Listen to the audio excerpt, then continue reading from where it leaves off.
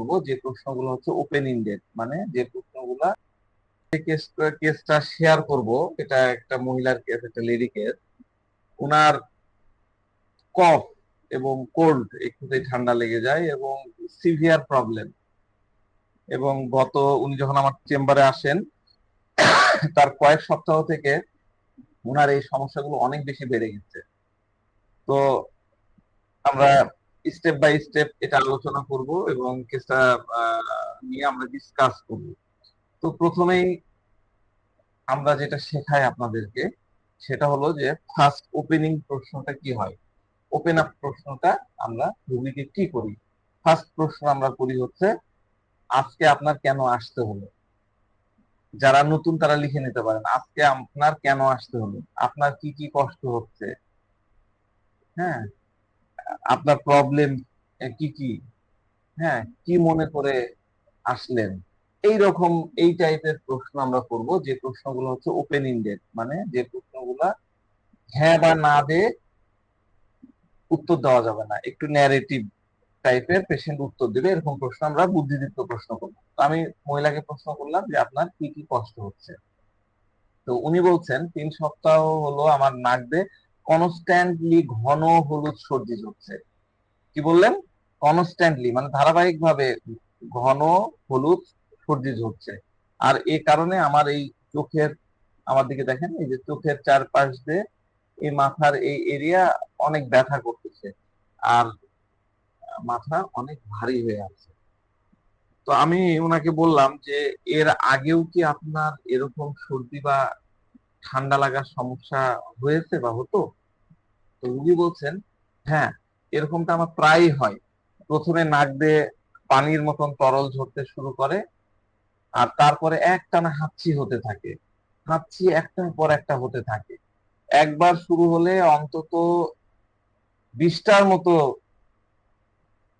হাঁচি হতে থাকে, 20-25টা হাঁচি হতে থাকে। তবে 4-5 দিন পর এটা আবার নিজে থেকেই ঠিক হয়ে যায়। কিন্তু এবার নাক দিয়ে ঘন এবং হলুদ রঙের মিউকাস বের হচ্ছে। গতকাল রাত্রে মাথা বেশ ব্যথা করছিল, আর সেই সাথে জ্বর ও কাশিও ছিল। ক্লিয়ারলি তো বলা আছে, তাও আমি একটু বলি। এই পেশেন্টটা মূলত 3-4 সপ্তাহ ধরে ওনার খুব নাক দিয়ে সর্দি মিউকাস বাড়াচ্ছিল। এবং আমরা তো সর্দি দেখেও ওষুধ প্রেসক্রাইব করি, তাই না? যেমন গ্রিনিশ, হ্যাঁ, ইয়েলো একটা ভাব, তারপরে ঠিক, তারপরে পরে রুপি টাইপের, রুপি মানে দড়ির মতন হয়ে পড়ে, তাই না? তারপরে স্ট্রিংজি, হ্যাঁ, চিটচিটে টাইপের। এগুলো কিন্তু আমরা যখন ক্লাসিক্যাল প্র্যাকটিস করতাম, আমরা যখন কলেজ লাইফে, হ্যাঁ, এইগুলোকেই বেশি গুরুত্ব দিয়ে পড়তাম, কলেজেও এগুলাকেই বেশি গুরুত্ব দিয়ে পড়ানো হয়।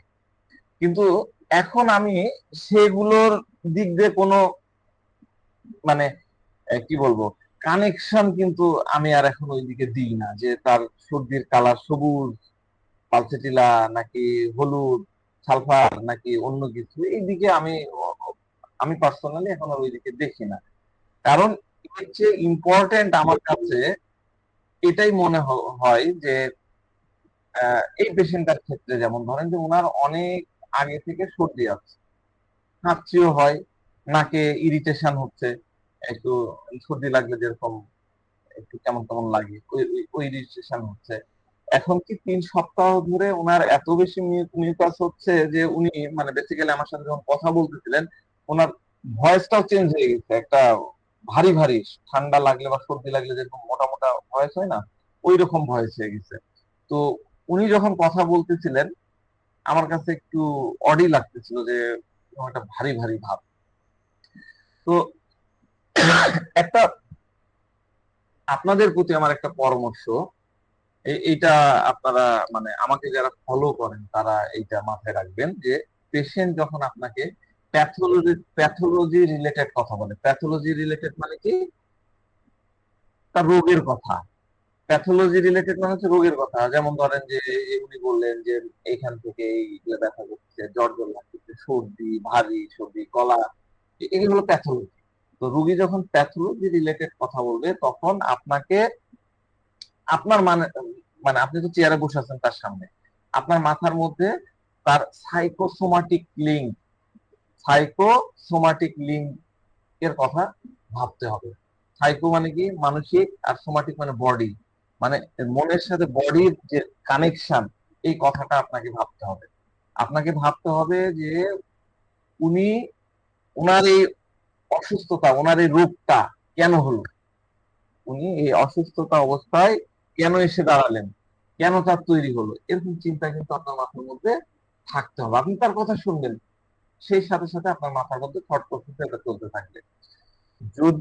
উনি যদি আমাকে তার সর্দি বা ঠান্ডা লাগার সমস্যার কথা বলতে শুরু করেন, তখন আমার মাথার মধ্যে মানে উনি বলতেছিলেন যে আমার এরকম ঘন সর্দি হচ্ছে, মিউকাস বাড়াচ্ছে, এরকম ইউলিশ গ্রিনিশ, হ্যাঁ এরকম স্টিকি টাইপের, চিটচিটে টাইপের এই ব্যথা, এই কথাগুলো যখন উনি আমাকে বলতেছিলেন, তখন আমার মাথার মধ্যেও এরকম সাইকোসোমাটিক লিঙ্ক আমি খুঁজতেছিলাম যে কি হতে পারে। তো আমার মনে হচ্ছিল, আমরা যেহেতু জানি যে সর্দি কাশির সাথে লিঙ্ক কি, প্রচুর ইরিটেবিলিটি তার মধ্যে আছে, কোনো বিষয় নিয়ে তার মধ্যে প্রচুর খিটখিটে ভাব হয়ে আছে, মেজাজটা খিটমিটে হয়ে আছে, হ্যাঁ প্রচুর ইরিটেবিলিটি আছে। আমার মাথা কিন্তু ওইভাবে আসছে, তার লাইফে এমন কোন পার্সন আছে যিনি ওনাকে কন্টিনিউয়াসলি ইরিটেট করতেছে, এবং এই ইরিটেশনটা তার ডিগনিটির উপরে আঘাত করছে।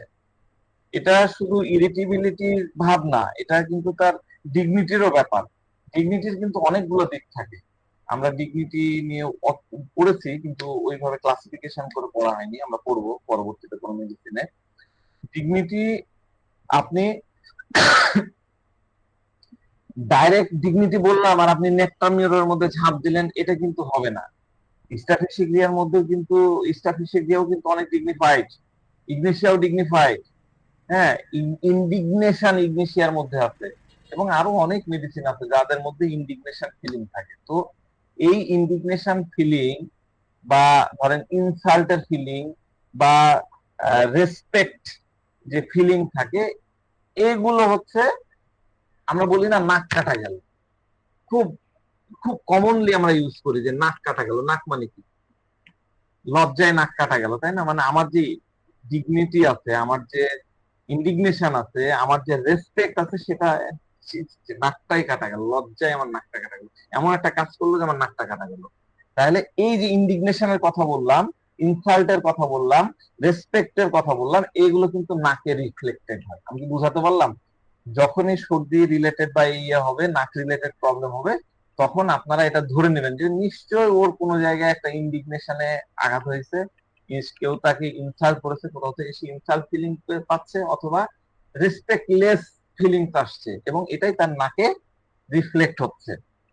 তো ওনার যে ইরিটেবিলিটি আছে, সেটাকে এই কনটেক্সটে আমাকে দেখতে হবে, হ্যাঁ যে ওনার নাকে কে দম করে রেখেছে, নাকে দম কে করে রেখেছে, এইভাবে কিন্তু আমরা এই কেসটাকে দেখতে পারি। দেখেন একটা কেস ঢোকার অনেক মানে ওয়ে আছে, আমি আপনাদেরকে ডিফারেন্ট ডিফারেন্ট জিনিস শেখাচ্ছি, আপনারা মানে একটু সাথে থাকেন।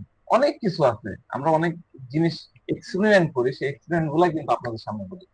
তো যাক, আমার কিন্তু 1 মিনিটও হয়নি মহিলা আমার সামনে বসাই, আমি কিন্তু অলরেডি আমার মাইন্ডে ভাবনা আসা শুরু হয়ে গেছে যে নেক্সট কোশ্চিনটা ওনাকে কি করব। উনি যখন তার প্রবলেমের কথাগুলো বললো, আমি কিন্তু মাথায় সাজাই নিয়েছি যে নেক্সট কোশ্চিনটা কি হবে। পেশেন্ট খুব সিম্পল ভাবে এবং খুব অবভিয়াস টাইপের, খুব মানে দেখেন আমি ছবি একটা দিয়ে, জেনারেটিভ একটা ছবি দিয়ে, খুব সিম্পল, এবং খুব স্পষ্ট ভাষী।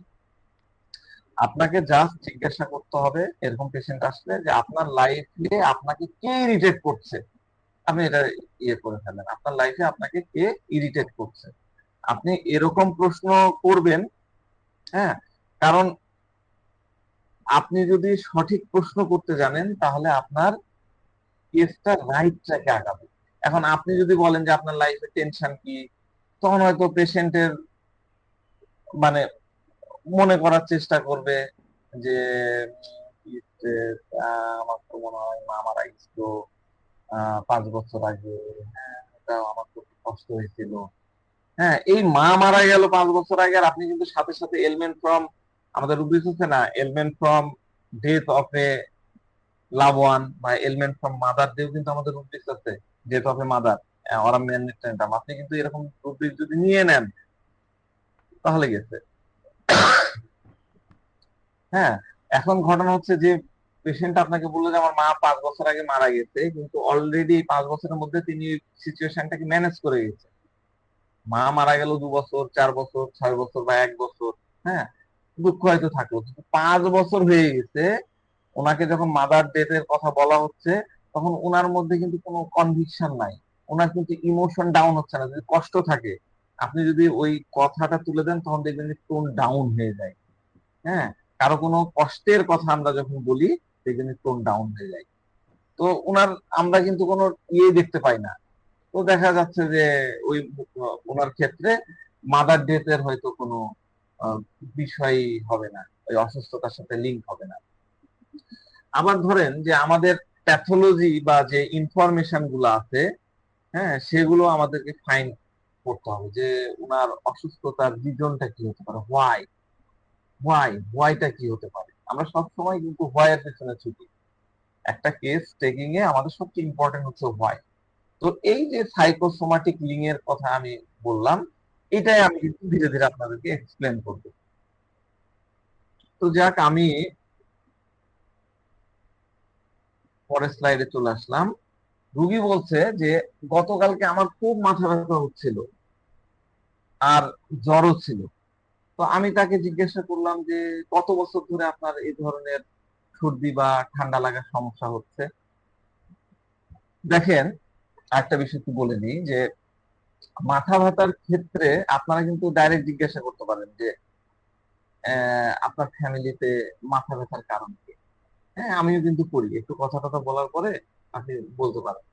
তবে আমি আপনাদেরকে সাজেস্ট করব, বিশেষ করে নতুনদেরকে, যে খুব কেয়ারফুলি থাকবেন এরকম ডাইরেক্ট প্রশ্ন করার ক্ষেত্রে। হ্যাঁ, আপনি খুব বেশি ধরেন যে ফেবুলাসলি তাকে বললেন বা ওভার কনফিডেন্স আপনি হয়ে তাকে প্রশ্ন করলেন, এটা কিন্তু হওয়া যাবে না। কারণ কিছু পেশেন্ট আছে আমাদের কাছে বা কিছু পার্সন আছে যারা মনে করে যে হোমিওপ্যাথি ডাক্তারের কাছে গেলে যা তা প্রশ্ন করে, যা ইচ্ছা তাই প্রশ্ন করে। অনেক রুগীকে আপনি পাবেন যারা হোমিও ডাক্তারের কাছে আসতেই চায় না, শুধুমাত্র এই প্রশ্নের জন্য, এত প্রশ্নের জবাব দিতে পারবো। কিছু পেশেন্ট মনে করে যে আমি ডাক্তারের কাছে গেলে প্রশ্ন করবেই, হ্যাঁ, এবং এগুলার কোনো মানে রিলেটেড থাকে না। তো আপনাকে প্রশ্নটা এমন ভাবে করতে হবে যে সেটা একটা মেক সেন্স যাতে থাকে। কারণ আপনি যদি প্রশ্ন করলেন আর ফার্স্ট অ্যাটেম্পটে যদি আপনি একটা রাইট রিমেডি প্রেসক্রাইব করতে পারেন, তাহলে তো ডেফিনেটলি কেসটা সলভ হয়ে যাবে। তখন কিন্তু পেশেন্ট আপনাকে রেসপেক্ট করবে। কিন্তু আপনি ধরেন যে ফার্স্ট রিমেডি ফেল করে গেলেন, আর আপনার এক্সাইটমেন্ট বলেন বা ওভার কনফিডেন্স বা উল্টাপাল্টা প্রশ্নের কারণে আপনি হয়তো ফানি কোশ্চেন করছেন, হ্যাঁ, যে আপনার মাথা ব্যথা হচ্ছে, আপনার লাইফে অ্যাফেয়ার চলছে ইত্যাদি ইত্যাদি, অ্যাফেয়ার নিশ্চয়ই ডিসকানেক্ট হয়ে গেছে, এরকম ডাইরেক্ট প্রশ্ন করার ফলে যদি আপনি রাইট রিমেডি সিলেক্ট করতে না পারেন, তখন পেশেন্ট কিন্তু আপনার কাছে আসবেন না। আবার সে তো আসবেই না, আরো 10 জন যায় বলবে যে হোমিও ডাক্তার এগুলা ভালো না, এ সেন্সেবল না, যা তা প্রশ্ন করে। তো আপনি শুধু নিজের ওভার কনফিডেন্সের উপরে রিলে করলে চলবে না, ওভারঅল হোমিওপ্যাথির যে কমিউনিটির যে ডিগনিটি, সেটাও কিন্তু আপনাকে মেনটেন করতে হবে। এটাও কিন্তু আপনার রেসপন্সিবিলিটির মধ্যে পড়ে। আপনি একজনকে উল্টাপাল্টা ইয়ে করলেন, পুরা কমিউনিটির উপরে এই দায়ভারটা চলে আসে।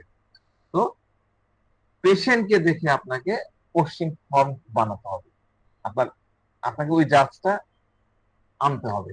তো কিছু পেশেন্ট আপনাকে আপনার প্রশ্নকে রাইট স্পিরিটে নেবে, কিন্তু সব পেশেন্টই এরকম হবে তা না।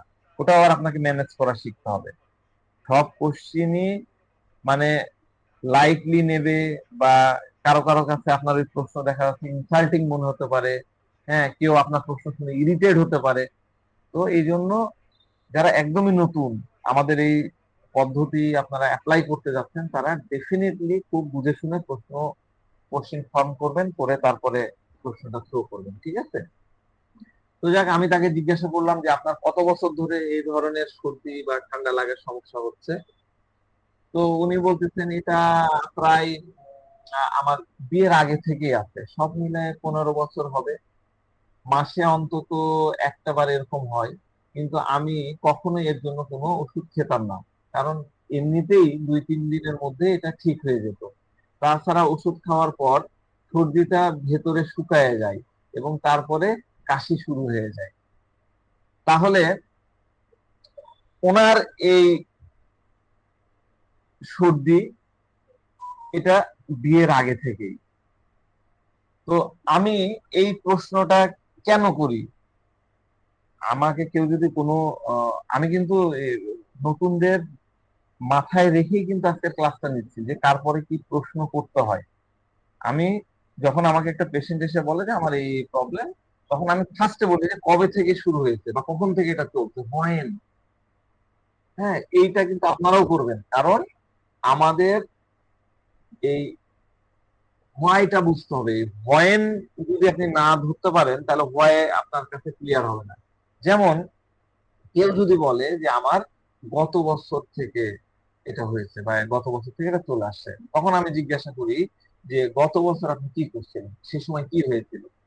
তো হয়তো ধরেন যে সে হয়তো বললো যে আমি এসএসসি সেকেন্ড ইয়ারে পড়তাম, তাহলে কি হবে, এটা স্টাডি রিলেটেড কোন একটা এলিমেন্ট হয়তো আছে, তারপর থেকে তার এই প্রবলেমটা শুরু হয়ে গেছে। আবার ধরেন যে কেউ যদি বলে যে আমি আমার বিয়ে হয়েছিল, বিয়ের পর থেকে আমার এটা শুরু হয়েছে। যখন কোনো প্রবলেম বিয়ের পর থেকে, পেশেন্ট এসে বলবে যে আমার বিয়ের পর থেকে শুরু হয়েছে, তার মানে তার হাজবেন্ড রিলেটেড বা তার শ্বশুর বাড়ি রিলেটেড কোন একটা সমস্যা হতে পারে। ঠিক আছে পেশেন্ট, আর আমাদের এই পেশেন্ট কি বলতেছে, আমাদের পেশেন্ট বলতেছে আমার বিয়ের আগে থেকে হচ্ছে। তার মানে হলো বিয়ের আগে থেকে তাকে সম্ভবত কেউ ইরিটেট করছে। যেহেতু সর্দির বিষয় বললাম, নাকের বিষয় বললাম, তাহলে ইরিটেশন আসছে। তো এই জিনিসটা ভালো করে বুঝেন, বুঝছেন। মনে করেন যে স্টাফিসিয়ার কেয়ার কেস, বিয়ের পরে যদি তার ওয়াইফ, মানে তাকে ওয়াইফ ইরিটেট করে, বা দেখা যাচ্ছে যে ইরিটেশন ওয়াইফ থেকে হচ্ছে, হ্যাঁ, তখন আবার দেখা যাচ্ছে যে অফিসে গেল, অফিসে যে বস ইরিটেট করতেছে। আর যখন বিয়ে হয়নি তখন দেখা যাচ্ছে বাপ মা ইরিটেট করতো। মানে উনি হয়তো সবকিছু ভালোই করছেন, কিন্তু প্যারেন্টসরা ওনাকে ডমিনেট করতেছে যে "এই, তুমি এটা করো না, মন দিয়ে পড়ো, ওইটা করো না, ওইভাবে যায় না, ওর সাথে মিশো না, সায়েন্স নিয়ে পড়ো, কমার্স নাও", এই হ্যান ত্যান। হয় না বাবা মারা? তো বিয়ের আগেও কিন্তু স্টাফিসিয়ার সর্দি হতে পারে এই একই কারণে, কারণ ইরিটেশন, যেখানে ইরিটেশন। তো সেম হোয়াই কিন্তু আগেও এক্সিস্ট করতে পারে, অন্য কোনো পার্সনের ক্ষেত্রেও হতে পারে। তাই সবসময় এটা মনে রাখবেন যে বিয়ের আগে থেকে প্রবলেম থাকলে বিয়ের পরে লোকজনের উপরে কোশ্চেন করা যাবে না, এরকমটা কিন্তু না। আর আমাদের এই পেশেন্ট জানালেন যে বিয়ের আগে ওনার এইভাবে কেউ ইরিটেট করতেছিল, কারণ ওনার মধ্যে এই নেচারটা আছে। মোস্ট প্রবাবলি না, হয়তো 100% হতে পারে, বা দেখা যাচ্ছে যে চাইল্ডহুড থেকেই তার এই সমস্যাটা হচ্ছে। তো যখন একটা রিমেডি দেওয়া হয় তারপরে স্টেট চেঞ্জ হয়ে যায়, তখন বোঝা যায় যে অ্যাটিটিউডটা আগে থেকে এমন ছিল, যার কারণে চারপাশের মানুষরা ওনার এই মানে বিহেভিয়ারে, মানে দেখা যাচ্ছে যে কারণে হোক, যে কারণে হোক ওনাকে ইরিটেট করতেছিল। তো এই টাইপের পার্সনদের সেন্সিটিভিটি ওরকমই থাকে। আমি জাস্ট একটু উদাহরণ দিয়ে বলছি, আপনারা বুঝতে পারছেন কিনা। তো পেশেন্ট বলতেছে যে একবার নিচের লাইনে দেখেন, হ্যাঁ নিচেরটা লাইন, একবার যদি কাশি শুরু হয়ে যায় তবে সেটা অনেক দিন পর্যন্ত স্থায়ী হয়। হ্যাঁ, তো আমি বললাম যে আপনার পরিবারে আর কে কে আছে, তখন উনি বলতেছেন যে আমার স্বামী আর একটা ছেলে। তো ছেলের বয়স কত? ছেলের বয়স হচ্ছে 7।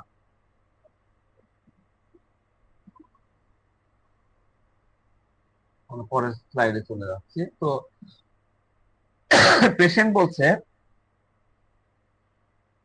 এবার কিন্তু প্রথমে নাক দিয়ে পানির মতন ঝরা বা হাঁচি দিয়ে কিন্তু শুরু হয়নি, নাক দিয়ে পানির মতন তরল ঝরা বা হাঁচি দিয়ে শুরু হয়নি, এবার সরাসরি ঘন হলুদ মিউকাস দিয়ে শুরু হয়েছে। তো আমি বললাম এটাতে কি আপনাকে খুব বেশি কষ্ট দিচ্ছে? বলে হ্যাঁ, এটা সারাক্ষণই অনবরত বের হচ্ছে। আমি ওষুধ খেয়েছি, ভাপ মানে স্টিম নিয়ে দেখেছি, কিন্তু কমছে না। নাকের চারপাশে বা এই যে সাইনাসের জায়গা, উনি দেখায় বলতেছে যে সাইনাসের এই জায়গা, এই অংশটা খুব বেশি ব্যথা করতেছে এবং মনে হচ্ছে যে ভেতরের চামড়া বা পেশিগুলো মনে হচ্ছে একদম টেনে ধরেছে, টান টান হয়ে আছে। তো আমি বললাম যে আপনি ইদানিং কারো উপরে কি খুব বেশি বিরক্ত বা অতিষ্ঠ হয়ে আছেন? তিনি কে? তখন পেশেন্ট একটু হেসে দিলেন। হ্যাঁ, এবং বললেন হতে পারে ওরা দুইজনই, মানে তার হাজবেন্ড আর তার ছেলের প্রতি ইন্ডিকেট করলেন। ঠিক আছে। তো দেখেন, আমি কিন্তু ঝোপ বুঝে কূপ মারলাম। উনি যেহেতু একটা ফ্লোতে চলে গেছে, আমি সরাসরি প্রশ্নটা করে ফেললাম যে আপনি কার কার উপরে আপনি বেশি ইরিটেট। তো আমার প্রশ্ন শুনে তিনি কিন্তু একটু ফার্স্টে একটু মুচকি হেসে দিলেন। তো বাসায় তো দুজনই আছে, হাজবেন্ড আর ছেলে, তো সে তাদের উপরে ইরিটেট। তো দুইজনের উপরই রাগ হয়। হ্যাঁ, তাহলে আপনার কাজ কিছুটা সহজ হয়ে গেল, আপনি পেয়ে গেলেন। পেশেন্ট যখন বলে যে বাসায় জয়েন্ট ফ্যামিলি, হ্যাঁ, শাশুড়ি আছে, শ্বশুর আছে, ননদ আছে, দেবর আছে, চাচা মামা অনেকেই আছে, তখন কিন্তু আপনার কেস ডিফিকাল্ট হয়ে যাবে, কারণ মেলা মানুষ। আর এই পেশেন্ট আপনাকে কি বলতেছেন, দুইজন। হ্যাঁ, আপনাকে এক্স্যাক্টলি কিন্তু ফাইন্ড আউট করতে হবে যে কে ওনাকে ইরিটেট করতেছে। এই মেথডের আবার এই একটা কাহিনী যে আপনাকে এক্স্যাক্টলি তা আপনাকে আইডেন্টিফাই করতে হবে যে কার কারণে সে ইরিটেট হচ্ছে। কিন্তু এই কেসটা কিন্তু আমাদের কাজ সহজ হয়ে গেল। হ্যাঁ, তো আমি প্রথমে বলছিলাম কেসটা কিন্তু সোজা।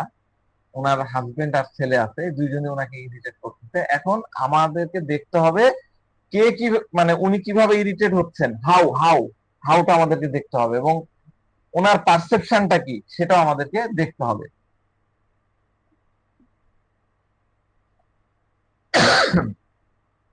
আমি জিজ্ঞাসা করলাম আমি জিজ্ঞাসা করলাম যে হাজবেন্ড নাকি ছেলে, তো ঠিক কোন কোন বিষয়ে আপনার বিরক্তি লাগে? তো উনি বলতেছেন দুজনের উপরে।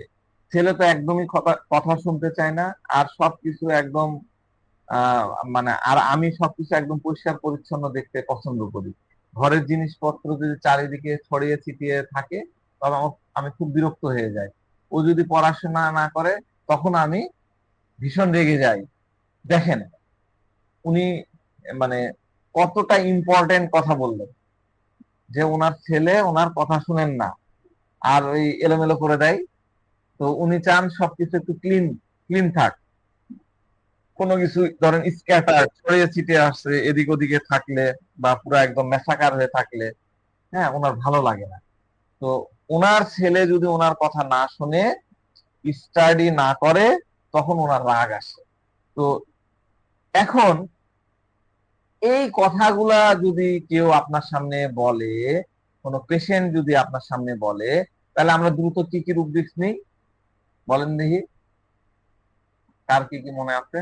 আমরা আজকে একটু ইন্টারেক্টিভ করতে চাই ক্লাসটাকে। কি কি নিতে পারি এইটুক স্টেটমেন্টের উপরে, তাহলে অনেকেরই শেখা হয়ে যাবে। স্যার কাইন্ডলি একটু রিপিট করেন, একটু অমনোযোগী ছিলাম। স্লাইডটা পড়ে নেন, স্লাইডে তো দেওয়া আছে। এইটুক কথার মধ্যে আমরা কি নিতে পারি? স্যার স্লাইড ক্লোজ করে ফেলছেন মনে ও, হয়। স্লাইড ক্লোজ করে ফেলছি। আচ্ছা, আমি একটু শেয়ার করে নিই, তারপর আপনাকে বলতেছি। শেয়ার, হ্যাঁ। মানে কি বললেন, উনি বললেন যে আমার ছেলে কথা শুনে না, সবকিছু আমি ক্লিন চাই, এলোমেলো স্ক্যাটার্ড হয়ে থাকলে, এদিক ওদিক ছড়িয়ে ছিটে থাকলে, মেসাকার হয়ে থাকলে আমার ভাল লাগে না। ওনার ছেলে যদি কথা না শুনে, স্টাডি না করে, তাহলে রাগ আসে। তো এই এই এই সিম্পল জিনিস, এই সিম্পল জিনিসের মধ্যে আমাদের কি কি রূপদিক মাথায় আসছে? First year sir. হ্যাঁ, ফার্স্ট এরিয়া, ফার্স্ট এরিয়া। আর কি আসছে বলেন? ক্লিননেস নিয়ে আসে নাকি স্যার? ক্লিননেস, না, এটা মিনিয়াম। মিনিয়াম মানে হচ্ছে বারবার বারবার করতে ইচ্ছা হয়। Restfulness is are not the proper place. এটা আসে rest, cannot rest, when things are not in proper place. আর কি আসতে পারে?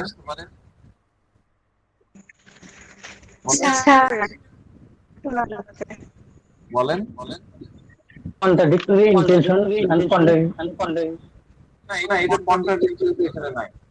এই কি চাচ্ছে সবকিছু প্রপার থাক, প্রপার টু নিতে পারেন, তাই না? আমি ইন জেনারেল বলতেছি যে কি কি নেওয়া যায়। আচ্ছা, কথা শেষ হলে আপনারা মিউট করে ফেলেন। তারপরে দেখা যাচ্ছে সবকিছু অর্ডারে চাই।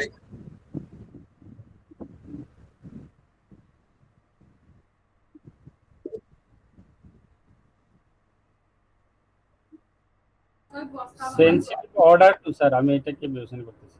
হ্যাঁ, অর্ডার টু হতে পারে। জি, সুন্দর। Order to, order desire for আছে, অর্ডার টু না তো, অর্ডার ডিজায়ার ফর। এগুলো কিন্তু মাথার মধ্যে চলে আসে। মানে আমি কেন এই প্র্যাকটিস গুলা করাচ্ছি জানেন? যাতে নতুনরাও আসলে রুব্রিক্স নিয়ে নিতে পারেন। একটু অ্যাটেনটিভলি যদি মানে ফলো করেন তাহলে এই রুব্রিক্স গুলো ধরাটা কঠিন না। জি বলেন। টোটাল আপনার কথাটাকে ওই সেনসিটিভ অর্ডার টু দিলে রুব্রিক্সটা একেবারে কভার হয় আমার দৃষ্টিতে। তা না হলে বিভিন্ন রুব্রিক্স নেওয়া যায়। হ্যাঁ, বুঝলাম না, সরি স্যার। টোটাল যে ভার্সনটা, এটা সেনসিটিভ অর্ডার টু দিলে আমার মনে হয় এক রুব্রিক্সে টোটাল আচ্ছা, ভার্সনটা। সেনসিটিভিটির বিষয়টা তো আবার আলাদা। হ্যাঁ, সেনসিটিভিটির মধ্যে অনেক ইয়ে থাকবে, সেন্স থাকতে হবে। হ্যাঁ, তো এমনি ইন জেনারেল আমরা কিন্তু এই কথাগুলাই চিন্তা করি। হ্যাঁ, আমাদের রুব্রিক্স যদি মাথায় আনতে হয় তাহলে আমরা আনি। হ্যাঁ, সে সবকিছু অর্গানাইজ চাচ্ছে। তো একটা জিনিস সবসময় মাথায় রাখবেন, এত কিছু বলার একটা উদ্দেশ্য আমার আছে, সেটা হলো যে পেশেন্ট কথা বললো, আমরা সাথে সাথে রুব্রিক্স গুলো নিয়েও নিই, কিন্তু আমরা এটা বুঝি না যে এই রুব্রিক্স গুলা কোথায় স্ট্যান্ড করে। এখানে এই মহিলার ক্ষেত্রে যদি ফাস্টেরিয়াস বা রেস্ট ক্যান নট রেস্ট, হয় things are not in proper place, বা প্রপার টু, এই বিষয়গুলো আসলে কি জানেন? এই বিষয়গুলো আসলে একটা মানুষের অ্যাডাপ্টেশন, পেশেন্টের অ্যাডাপ্টেশন। পেশেন্ট কিভাবে জিনিসটাকে অ্যাডাপ্ট করতেছে, অভিযোজন করতেছে। হ্যাঁ, তো আমাদেরকে মাইন্ডে রাখতে হবে যে এই পেশেন্ট কিন্তু ফেবুলাস না। আমি আরেকটা অ্যাঙ্গেল আপনাদেরকে নিয়ে যাচ্ছি। এরকম পেশেন্ট যখন এরকম কথা বলে, তার মানে এই পেশেন্ট ডেফিনেটলি ফেবুলাস হতে পারে না। তার মানে ফেবুলাস না মানে ধরেন বেলেডোনা, সালফার, ল্যাকেসিস, এই টাইপের মেডিসিন গুলা কিন্তু আগে এলিমিনেট হয়ে যাবে। এইটুক মাথায় রাখেন।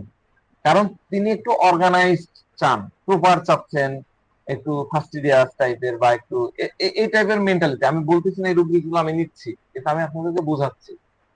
আপনি এখনই স্ট্যাম্প মেরে দিবেন না। হ্যাঁ, যে এ তো যেহেতু ফেবুলাস না, তাহলে এটা হলো প্রপারের দিকে যাবে, তার মানে হয়তো নাক ভূমিকা, সিপিয়া বা ওই টাইপের বা আর্সেনিক। হ্যাঁ, এরকম যদি আবার স্ট্যাম্প মেরে দেন তাহলে কিন্তু আপনি ফেসে গেলেন, প্রিজুডাইজড হয়ে গেলেন। ঠিক আছে, তো আমরা পরের স্লাইডে যাই।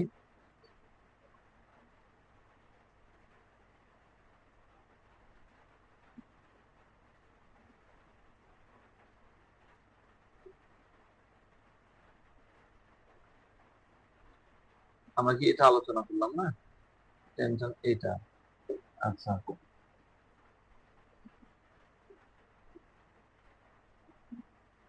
তো পেশেন্ট বলছে যে আমার ছেলের পড়াশোনার জন্য আমাকে সারাক্ষণ ওর পেছনে লেগে থাকতে হয়, বিরক্তিটা আসলে ওখানেই। আর আমার হাজবেন্ড সারাক্ষণ মোবাইল নিয়ে ব্যস্ত থাকে, আমাদের একদমই সময় দেয় না। ভালো করে বুঝেন, প্রত্যেকটা স্টেটমেন্ট একটু মনোযোগ দিয়ে শোনেন। আপনার একদম খুব কমন এই জিনিসগুলো আমাদের ফ্যামিলিতে। হ্যাঁ, খুবই কমনলি মানে আমরা পাই। এরকম পান না এরকম মানে যারা প্র্যাকটিস করেন হতেই পারে না, পাওয়াই যায় এই কথাগুলাই। তো পেশেন্ট কি বলতেছে যে আমার হাজবেন্ড সারাক্ষণ মোবাইল নিয়ে ব্যস্ত থাকে, আমাদের একদমই সময় দেয় না। তো আমি তখন বললাম যে আপনার এই বিরক্তি বা রাগ কি আপনি আপনার স্বামীর সামনে বা হাজবেন্ডের সামনে প্রকাশ করেন, নাকি নিজের মনের মধ্যে চেপে রাখেন? হ্যাঁ, আমি কিন্তু একদম মানে পয়েন্টে পয়েন্টে প্রশ্ন করে ফেলি আর কি। তো এবার দেখেন, উনাকে উনি কি বলতেছেন যে উনাকে সবসময় ওনার পেছনে, ছেলের পেছনে লেগে থাকতে হয়, কারণ ছেলে কথা শোনে না, গেম খেলতে থাকে, পড়াশোনা করে না। এই পেছনে লেগে থাকতে থাকতে কিন্তু তার মেজাজ খিটমিটে হয়ে যায়। এই মেজাজ খিটমিটে হয়ে যাওয়ার কিন্তু অনেক, এই বাচ্চাদের উপরে মেজাজ খিটমিটে হয়ে যাওয়ার কিন্তু আমাদের অনেক রুব্রিক্স আছে এইটুক জায়গার উপরে, যে ছেলে কথা শোনে না, গেম খেলতে থাকে, পড়াশোনা করে না, এর পিছে ছুটতে হয়, ছুটতে ছুটতে আমার মেজাজ খিটখিটে হয়ে যায়। তাহলে এই যে এইখানে আমরা কি কি চিন্তা করতে পারি বলতে পারবেন? বলেন, একটু চেষ্টা করেন, আমরা আজকে একটু ইন্টারেক্টিভ ক্লাস করি। Irritability children in হ্যাঁ, ইরিটেবিলিটি চিলড্রেন ইন, আমরা ইরিটেবিলিটি চিলড্রেন ইন নিতে পারি। আমরা যাই irritability children in, irritability children in নিতে পারি। আর কি আসতে পারে বলেন? চিলড্রেন নিয়ে আর কি রুব্রিক্স আছে বলেন? রাগ হয়ে যায়, তাহলে কি হবে?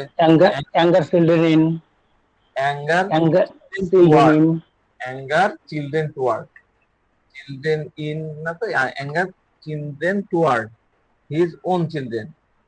ঠিক আছে, এটা অবশ্য ক্রস করে দিয়েছি ইরিটেবিলিটিতে, এটা আসতে পারে। তারপরে দেখা যাচ্ছে সে খুব অস্থির হয়ে যাচ্ছে, ইমপেশেন্ট চিলড্রেন অ্যাবাউট আমাদের আছে না, ইমপেশেন্ট চিলড্রেন অ্যাবাউট। তারপরে তার টেনশন থাকে, অ্যাংজাইটি থাকে, অ্যাংজাইটি এরকম, অ্যাংজাইটি অ্যাংজাইটি চিলড্রেন অ্যাবাউট, এরকম কিন্তু অনেক রুব্রিক্স চিলড্রেন নিয়ে আমাদের আছে। আমরা কিন্তু সেই দিকে, আপনি যদি রিপার্টরি খোঁজেন, প্রচুর রুব্রিক্স কিন্তু আছে। তা আমাদের দেখতে হবে যে এই রুব্রিক্স গুলা কিভাবে এবং আমরা কখন ইউজ করব, এটা হলো মূল জায়গা আর কি। হ্যাঁ, তো এটাই সেই প্রসেস। আমি আপনাদের বারবার বলি, যখন এমন কোনো কেস আপনার সাথে আসে, আপনি যদি সঙ্গে সঙ্গে রুব্রিক্সে লক লক হয়ে যান, একটা জায়গায় লক হয়ে যান, তাহলে আপনি একটা নির্দিষ্ট এরিয়ার মধ্যে, একটা ফ্রেমের মধ্যে আপনি যদি রেস্ট্রিক্টেড হয়ে গেলেন, তখন দেখবেন গুটি কয়েক রিমেডির মধ্যে আপনি সীমাবদ্ধ হয়ে যাচ্ছেন। যেটাই হ্যানিম্যান বলেছেন, কি বলেছেন? ডন্ট বি প্রিজুডাইজড হওয়া যাবে না, সেটা কিন্তু কখনোই করা যাবে না।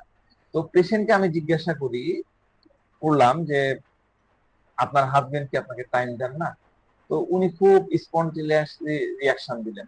যখন আপনি পেশেন্টকে কোনো প্রশ্ন করেন, তখন পেশেন্ট কতটা মানে কনভিকশনের সাথে কতক্ষণ পরে রিপ্লাই করছে, কিভাবে রিপ্লাই করতেছে, এগুলো কিন্তু আপনাকে নোটিশ করতে হবে, খেয়াল রাখাটা খুবই জরুরি। তো এই যে হাউ, হ্যাঁ এখানে হাউ, এখানে এই যে গত ইয়েতে আমি কিন্তু ক্লাসে পড়াইছিলাম হোয়েন, হাউ, এগুলাকে কিন্তু অল্প অল্প করে পড়াইছিলাম, আবার পড়াবো। তো এই কোশ্চিন করার সাথে সাথে উনি ইমিডিয়েটলি স্পন্টেনিয়াসলি আমাকে রিপ্লাই করলেন। ওনার টোনটা কিন্তু আপনাকে আবার খেয়াল রাখতে হবে, টোনটাও ইম্পর্টেন্ট।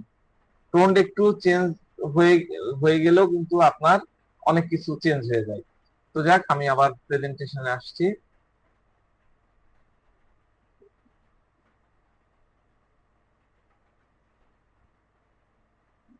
প্রেজেন্টেশন করে গেল।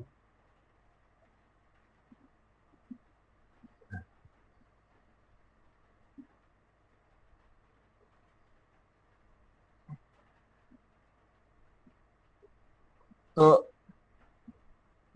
আমি বললাম যে আপনার এই বিরক্তি বা রাগ কি আপনি আপনার স্বামীর সামনে প্রকাশ করেন নাকি নিজের মনের ভেতরে চেপে রাখেন? তো উনি সাথে সাথে বললেন, একদম আমি বললাম না যে খেয়াল রাখতে হবে, সাথে সাথে স্পন্টেনিয়াসলি বললেন যে স্যার এখন বলা ছেড়ে দিয়েছি। কি বললেন? এখন বলা ছেড়ে দিয়েছি। আমি বললাম ওকে, আচ্ছা ঠিক আছে, মানে আপনি কি আগে বলতেন? তখন উনি বলতেছেন হ্যাঁ আমি আগে বলতাম, এখন ছেড়ে দিয়েছি। তা আমি বললাম কেন ছেড়ে দিয়েছেন? তো উনি বলতেছেন যে ও তো কথাই শুনে না। তাহলে তাহলে আর বলে কি করব বলুন? লোক যদি কথা শুনতে না চায় তবে বলে কি লাভ? তো দেখেন, ওনার এই যে কথা বলার স্টাইল, ওনার এই যে আগে নর্মালি কথা বলতেছিল, তারপরে টোনটা চেঞ্জ হয়ে গেল এবং বডি ল্যাঙ্গুয়েজও কিন্তু চেঞ্জ হয়ে গেল। এই জন্যই এই কথাগুলোর ভ্যালু কিন্তু এখানে বেড়ে যায়। এখানে ওনার ইমোশনসে, আমার এই প্রশ্নে ওনার ইমোশনে একটু ঝাঁকুনি খেলো, একটু নাড়া খেলো। আগে উনি যে ইনফরমেশন গুলা দিচ্ছিলেন যে এই চারিদিকে নোংরা, ছেলে কথা বলে না, এলোমেলো, হ্যাঁ, এই ইনফরমেশন কিন্তু ক্যাজুয়ালি ছিল, নর্মাল কথোপকথন যেভাবে হয়, আপনি আমি গল্প করলে যা হয় সেরকম। কিন্তু যেই আমি এই প্রশ্নটা করলাম, তার কিন্তু বডি ল্যাঙ্গুয়েজ এবং টোন চেঞ্জ হয়ে গেল। উনি তো কথাই শুনেন না, ওনাকে বলে কি করবো। তো এই প্রশ্নটা কিন্তু ওনাকে সবচেয়ে বেশি হার্ট করেছে। তো পেশেন্ট বলছে, নিচে দেখেন, যে আজকাল আমি আর রাগ বা বিরক্তি প্রকাশ করি না, মনেই চেপে রাখি। তো আগে কি প্রকাশ করতেন, এখন তাহলে বন্ধ করে দিলেন কেন? তো উনি বলতেছেন ও তো কথাই শোনে না, তাহলে আর কি বলবো বলুন। তো আমি জিজ্ঞাসা করলাম যে আপনার হাজবেন্ডের পেশা কি, উনি কি চাকরি করেন? আম, না, উনি তো মনে হয় আমার কাছে এর আগে, ওনার হাজবেন্ড আগেও আমার কাছে ট্রিটমেন্ট আসছে, তো ওটাই আমি বললাম যে উনি তো আমার কাছ থেকে আগেও চিকিৎসা নিয়েছেন। তো ওনার হাজবেন্ড, মানে আমি বললাম যে আপনার হাজবেন্ড তো 2 বছর আগেও আমার কাছ থেকে ট্রিটমেন্ট নিয়েছিলেন। তো উনি বললেন যে হ্যাঁ স্যার নিয়েছিলেন। তো আমি জিজ্ঞাসা করলাম যে উনি কোথায় যেন কাজ করেন, জব করেন কোথায়, ওনার কোন কোম্পানিতে যেন আছেন? উনি তো মনে হয় খুব বিজি থাকেন, তাই না? তো আমি আসলে ওনার হাজবেন্ড সম্পর্কে জানি, তারপরে মহিলাকে এই প্রশ্নটা করলাম যে একটু খোঁচা দেওয়ার জন্য। হ্যাঁ, তো উনি ওনার হাজবেন্ডের কোম্পানির নাম বললেন। তিনি বললেন যে হ্যাঁ স্যার, উনি অমুক কোম্পানিতে চাকরি করে। তো মান্থ এন্ডে, মানে মান্থলি, মানে মাসের শেষে তার কাজের চাপ অনেক বেশি থাকে, তখন উনি বেশ বিজি থাকেন। তবে এখন অতটা বিজি না, আজকাল উনি মোবাইলে বেশি বিজি থাকেন। তো আমি বললাম যে আচ্ছা, মোবাইলে টাইম পাস করেন। তো আমি আসলে কি পেশেন্টকে একটু সাপোর্ট দিচ্ছিলাম যাতে উনি আরো ইনফরমেশন দেয়। হ্যাঁ, তো উনি বলতেছেন স্যার, আজকাল মোবাইল নিয়ে ও খুব ব্যস্ত থাকে, ভিডিও দেখতে থাকে। হ্যাঁ, ওই যে আমরা যেটা করি না, যে আপনার রিল দেখি বা ওই যে শর্টস দেখি, একটা করে সোয়াইপ করতে থাকি, একটার পর একটা আসতে থাকে, ওটাই কিন্তু একদম মানে ইনলেস চলতেই থাকে। আমরা একটা সময় স্নেক গেম খেলতাম নোকিয়া মোবাইলে, হ্যাঁ, এটা শেষ হতো না, ইনলেস বড় হতেই থাকে। ওই রকম কিন্তু আমরা রিল গুলো, আপনারা চিন্তা করে দেখেন, শেষ হয় না, চালাতেই থাকেন। তো যাক, উনি বলছেন যে মাসের শেষের দিন, আমি পরের স্লাইডে চলে যাই।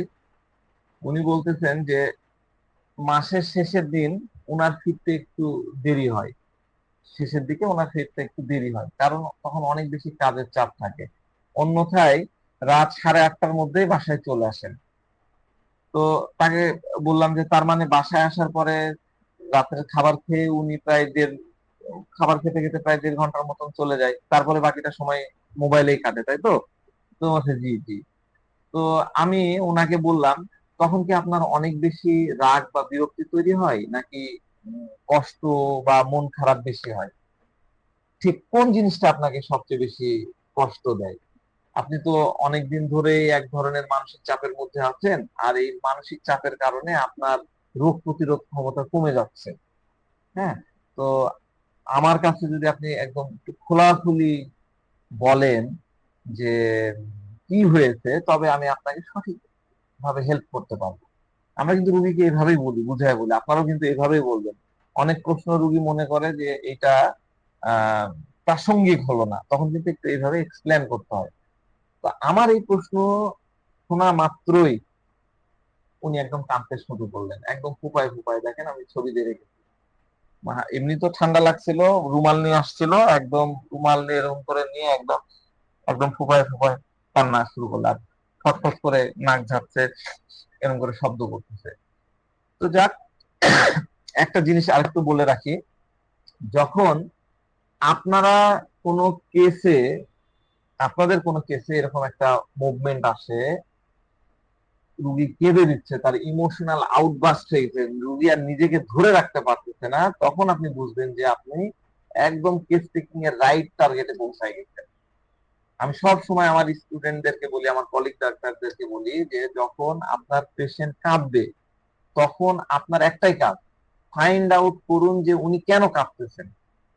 আপনি যদি ওনার কান্নার সঠিক রিজন জেনে যান, তবে আপনি ওনার হোয়াইটাকে ক্র্যাক করতে পারবেন। হোয়াই হচ্ছে একটা কেসের মধ্যে সবচেয়ে ইম্পর্টেন্ট বিষয়। আমার কিছু ফ্রেন্ডস আছে, আমি খুব তাদের সাথে আড্ডা দিয়ে গল্প করি, তারা মেডিকেল ফিল্ডের না, অন্য ফিল্ডের আর কি। তারা আমাকে জিজ্ঞাসা করে যে আচ্ছা তোমরা হোমিওপ্যাথিতে এক্স্যাক্টলি কি করো? হ্যাঁ, তোমরা তো অনেকক্ষণ রুগীকে, এলোপ্যাথি ডাক্তার আর 2 মিনিটও সময় দেয় না, আর তোমরা অনেকক্ষণ ধরে রুগীকে কথা বলো, কি করো? তা আমি বলি যে আমরা কিছুই করি না, আমরা প্রথমে রুগীকে কাঁদাই, তারপরে অ্যানালাইসিস করি, করে ইভ্যালুয়েশন করি যে রুগী কেন কাঁদলো, এবং ওটার জন্য আমরা টাকা দিই। এইটুকুই কাজ, আমি জাস্ট ফান করি তাদের সাথে। তা আপনারা যদি কান্নার মিনিংটা বুঝতে পারেন, তাহলে কিন্তু সব হয়ে গেল। হ্যাঁ, তো এখানে ওনার কান্না এত মারাত্মক ভাবে, মানে ফুপায় অনেকক্ষণ ধরে সে কাঁদতেছিল। আমি ওনাকে বললাম, দেখেন এই যে আপনি কাঁদতেছেন আর স্যাড ফিল করতেছেন, এর কারণে কিন্তু আপনার ইমিউনিটি কমে গেছে। হ্যাঁ, এটাই হচ্ছে আপনার সর্দি, এই কারণে আপনার সর্দি কাশি ঠিক হয় না। আপনি সিরাপ খান, অ্যান্টিবায়োটিক খান, 2 দিন ভালো থাকেন, তারপরে আবার শুরু হয়ে যায়। ঠিক আছে, এরপরে আমরা এই slide-টা আসি।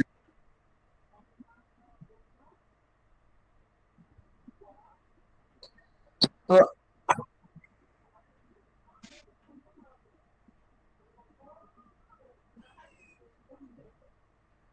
আপনারা আনমিউট হলেন না, আনমিউট হলে সমস্যাই হয়। তো আমি বললাম, তার মানে কি অন্য কোনো ঘটনা ঘটেছে? আপনাদের মধ্যে কি ঝগড়াঝাটি হয়েছে? আমাকে একদম খোলামেলা যদি বলেন। তো রুগী ফুপায় ফুপায় কেঁদেই চলছে। হ্যাঁ, তো কিছুক্ষণ পর আহ তিনি বললেন, আসলে বাড়িতে আমরা কেবল 3জনই থাকি, আর কেউ নাই। আবার মনে করেন যে একটু করে কান্না দিয়ে একটা দীর্ঘশ্বাস ছাড়লেন। তো বলতেছেন যে আমার শ্বশুর শাশুড়ি নাই, তার বড় ভাই, মানে তার দেবরের কথা বলতে, ভাসুরের কথা বলতেছে, তার বড় ভাই তার ফ্যামিলি নিয়ে কানাডাতে সেটেল। আগে আমরা একসাথে থাকতাম, ওনারা ওখানে চলে গেছেন আজ 2 বছর হলো। দেখেন, মহিলাটা কাঁদতে কাঁদতে বলতেছে যে আমরা বাসায় মাত্র 3জন লোক, তার মানে এই 3জন লোক আছে, এটা নিয়েও তার একটা প্রবলেম। এর অর্থ দ্বারায় ওনার আরো লোকের দরকার ছিল, কারণ উনি ওই যে ইয়েদের কথা বলতেছেন, ওনার ভাসুরের কথা বলতেছেন, ওনার জায়ের কথা বলতেছেন, তাই না? তো যে স্টাইলে উনি কাঁদতে কাঁদতে বললেন যে আমরা 3জন লোক থাকি বাসায়, এই ডেপটা কিন্তু আপনাদেরকে বুঝতে হবে। ওনার বাসায় 3জন লোক আছে, তারপরেও তার সাথে সঠিকভাবে কথা বলতেছে না, তাকে সময় দিচ্ছে না, এই জন্য তার আরো লোক চাই। বুঝতে পারছেন তো? এখন আরো লোক চাই, আরো পার্সন চাই, আরো আত্মীয় চাই, আরো বন্ধু চাই, এরকম যদি শুনি, তাহলে কোন মেডিসিনের কথা মনে পড়বে? Company disaster. হ্যাঁ হলো, কিন্তু কোন মেডিসিনের কথা মনে পড়বে? একা একাই থাকবো না, আরো কমিউনিকেশন, আরো ব্রাদারহুড, আরো এই, তাহলে কি হবে? আপনার ওরাম বাসায় মিউট ফসফরাস, হ্যাঁ, ওরাম মিউট ফসফরাস। ফসফরাস,